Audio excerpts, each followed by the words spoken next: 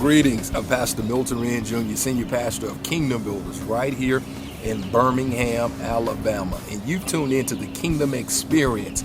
I want you to do something. Share the video, like the video. Let somebody else know that you're preparing to build, but don't build alone. Tag somebody so that they can build with you. We're getting ready to go into the Word of the Lord on this Wednesday night, and I pray that you are blessed. Sit back, relax, get your Bible, get your tablet, get your phone, and let's dig into this Word. I'll be back in just a moment. Let's build. Well, greetings. This is Pastor Milton Wren Jr., Senior Pastor of Kingdom Builders Birmingham, right here in Birmingham, Alabama. We're affectionately known as KBB, and we recently turned 5 years old. Thank God we made it to 5, but we still have a long way to go. And I'm glad that you've tuned into the Kingdom Experience, whether on YouTube, Facebook, or even Periscope. We welcome you today. Tag somebody, share the video, let them know that the Kingdom Experience is on. And we've been dealing with Moses. I'm telling you, we've been here for a while, and we have a good way to go as we're dealing with the life of Moses, that African-American man that God used to deliver his children out of the bondage of Pharaoh and in Egypt. I'm excited. Grab your copy of the Word of the Lord, whether the physical Bible, your tablet, your phone, and let's get into this Word this evening. We're in Exodus chapter 3, verse number 1 and 2. Exodus 3, verse 1 and 2. Listen to what it says. Now Moses was keeping the flock of his father-in-law, Jethro, the priest of Midian, and he led his flock to the west side of the wilderness and came to Horeb, which was the mountain of God. Verse number 2, listen to what he says.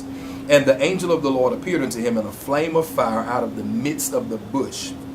He looked, he behold the bush burning, but it was not consumed. It burned, but it was not consumed. And I want to talk just for a few moments. We're still in this series of dealing with the unexpected, but I want to talk for a few moments with this thought in our mind. It's all about reverence. I'll say that again. It's all about reverence. I believe we're living in a day now where churches know more and more about the kingdom. I believe this with all of my heart. There's so much revelation, so much insight as it relates to how the kingdom operates. But consequently, there are several places that don't focus a lot of attention on the kingdom, but rather a building. And not only a building, but so many people care more about numbers than they do about souls. This is not just in the church, I'm talking about in America. The emphasis is placed on numbers above souls. And I want to say this, even as I said on this past Sunday, sometimes people are more concerned about competing rather than competing. Here's what people feel nowadays, that if I don't run, if I don't jump, if I don't shout, if I don't scream, maybe something's off with my theology. Maybe I didn't get a good word. But the truth of the matter is, every time we come into God's presence, we ought to have an encounter with God. Something ought to take place in my heart, in my mind. Even if I don't run, even if I don't scream, even if I don't shout, I need to know that I've been in the presence of God. And I believe that starts with having a high reverential regard for who he is. When you look at the life of Moses, his life was interrupted while on the backside of the desert. It teaches us some things about God that being in good pasture don't teach us. We learn some things about God while we're on the backside. I can take a poll right now. Think about your own life. There's some instances that you learn more about God when you were unemployed.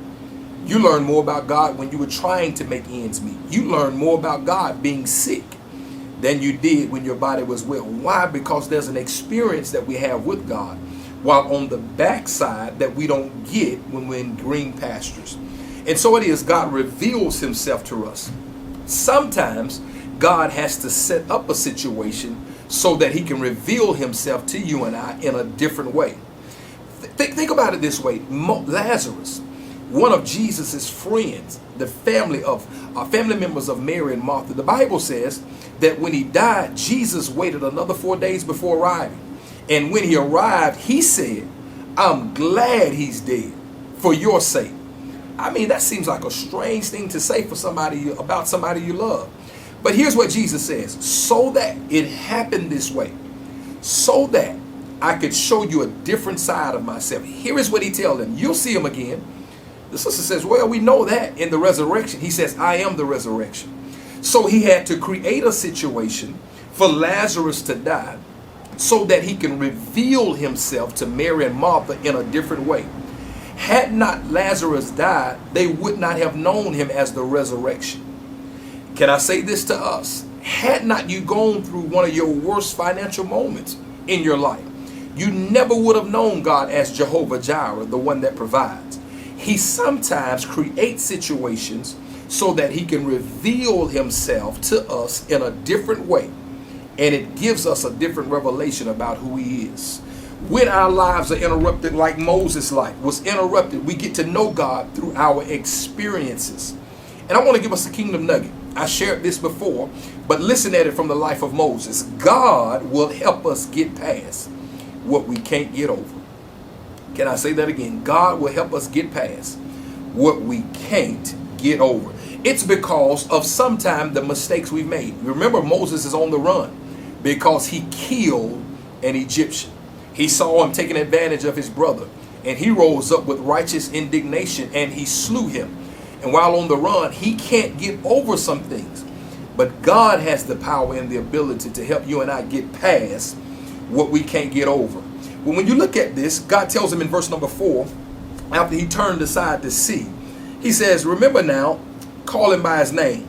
He's the one who was drawn out. That's Moses, his name by definition, the one who was drawn out. But remember, Moses is a murderer. But God calls him by the one who was drawn out. Moses, the one that murdered someone, the one that could not go back and redo it. God calls him by the one that is drawn out, which leads me to principle number 1. God doesn't label us by what we've done. He calls us by who we are. Don't make the mistake of labeling yourself, your loved ones, friends, or even your enemies by what they've done. Because God calls us by who we are. People may call you a lot of things, but what does God call you? People may say certain things about you, but what does God call you? The good news is, even with what they say you are or who they say you are, God knows who you are, and he doesn't label you by what you've done. He calls you by what he created you.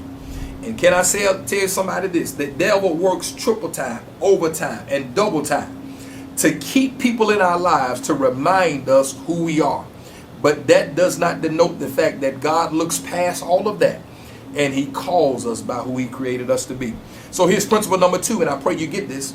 There will always be people who think they know you, but don't have a clue as to who you are. They know you by what they see. They know you by what they've seen. They know you by some of the past mistakes. But they don't know the giant that's on the inside of you. They don't know the heart you have. Yeah, I went off, but I got a good heart. Yes, I snapped, but I've got a good heart. Because God sees past sometime what we do, and he sees the heart. Here is what the Bible tells us, that man looks on the outer appearance, but God looks at the heart. So there'll always be people that think they know you but have no clue who you are. And then here's principle number 3 I want to share with you. We must practice reverential regard. I must get to a place where I recognize that God's name is higher than me. His presence is higher than mine. And whenever I'm afforded the opportunity to experience him on an intimate level and in an intimate way, I must take advantage of it and have a reverential regard. Can I say this to you? I can respect people. You can respect people, but you shouldn't reverence them.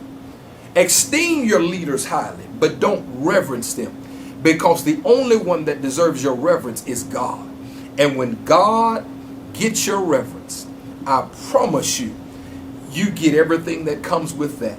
Look at this. Verse number 5 tells us, then he said, don't come here. He tells Moses, don't come here, but take your sandals off, for the place that you're standing is holy ground. God tells him, your shoes were good for where you were, but your shoes can't make a difference for where you are now. And I believe this with all of my heart. With everything that's going on in our country, in our world, So many people have lost their reverence for God and the things of God. And what God is saying is, I'm requiring something from you that I required from Moses. Always understand that my holiness demands a response. That's not a principle, but I need you to write that down. God's holiness always demands a response. Because when I'm in his presence, I must respond like I'm in his presence. There are just some things we shouldn't do when we're in the presence of God. Some things we shouldn't say when we're in the presence of God. Some things we shouldn't think when we are in the presence of God. And here's your kingdom shout. When I reverence God, I depend on God.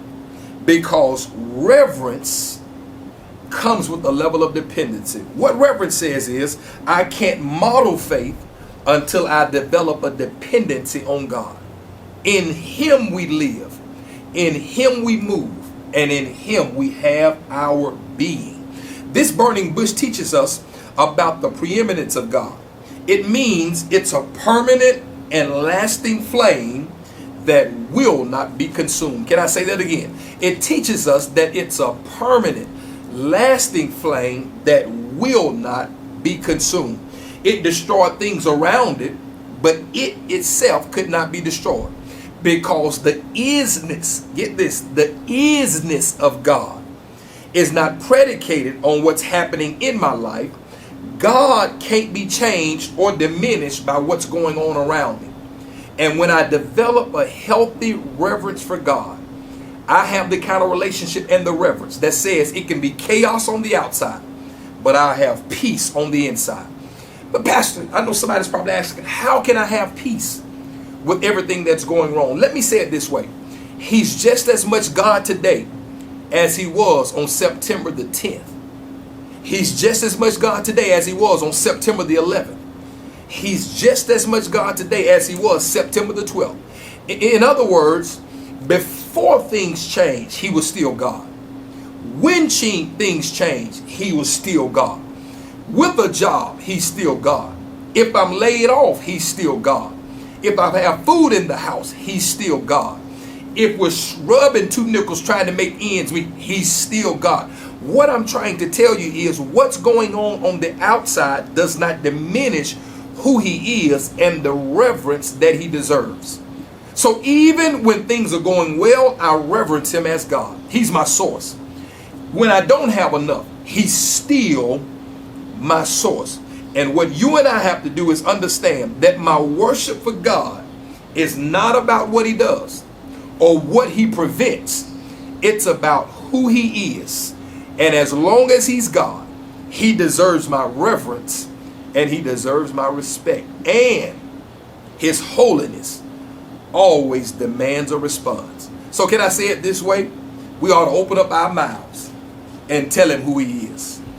We ought to open up our hearts and tell him who he is, because he's still a holy God, no matter what's going on around us. I love you.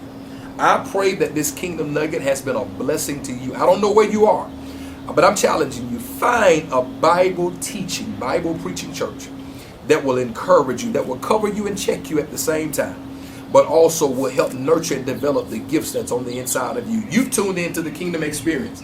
I'm Pastor Milton Wren Jr.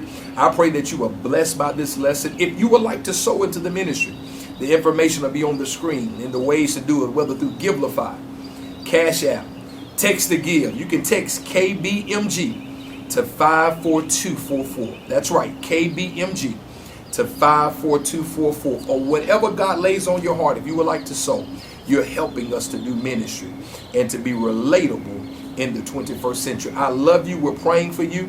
Do me a favor. If you or somebody you know is in need of food, fruit, vegetables, breakfast food, lunch food, if you know somebody that can be blessed by that, text 205-862-8970. We're calling the Meals on Wheels van. That's right. We're not telling you to come to get it. We've done that before, but this time in this season, we're dropping them off at your doorstep. If we can be a blessing to you, text 205-862-8970, or you can email kingdombuilders205@gmail.com, and somebody will be in contact with you. Go to our website. Check us out. www.kingdombuildersbirmingham.com. Sign up for our mobile app so we can stay connected. I love you. I'm praying for you. And until next time, let's keep building the kingdom. Be blessed.